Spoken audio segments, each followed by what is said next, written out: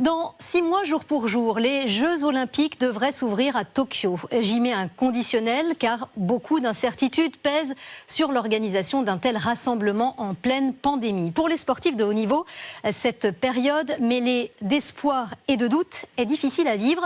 Témoignage de ces escrimeurs qui se retrouvaient en compétition à Lisieux, la première depuis presque un an. Reportage Mireille Layani et Léonore Vanel. C'est un grand retour sur la piste pour ces escrimeurs. Leur première compétition depuis presque un an, tous les autres événements avaient été annulés à cause de la pandémie. C'est très long, on en oublie un petit peu d'ailleurs les sensations que peut procurer une compétition. Un peu de stress au début, se mettre dedans, les routines d'échauffement. Alexandre Bardenay est 11e au classement mondial. Il rêve de Tokyo pour sa première participation olympique.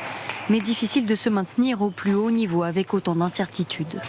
Avec le report des Jeux et l'arrêt des compétitions, en fait, on ne sait plus trop pourquoi on s'entraîne. Et le plaisir ne fait pas tout, il faut qu'on ait des objectifs précis dans la saison. C'est ça qui fait mal au moral, mal au mental, et du coup qui peut stimuler la blessure ou l'envie d'arrêter du tout le sport.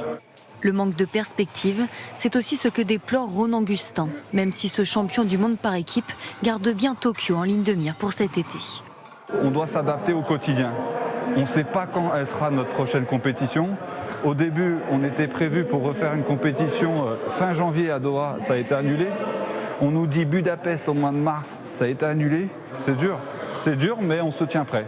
À 6 mois jour pour jour du lancement des JO, les rumeurs d'une possible annulation se multiplient et le maintien de l'événement questionne sportifs et entraîneurs.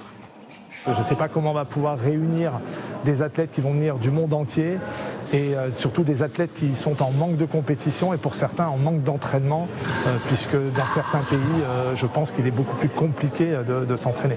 Le gouvernement nippon continue à affirmer que les Jeux auront bien lieu comme prévu à partir du 23 juillet. Mais selon un sondage, 80% des Japonais se disent opposés à leur maintien. Indifférent à ces débats, sur le parvis de la gare de Tokyo, le compte à rebours continue à défiler.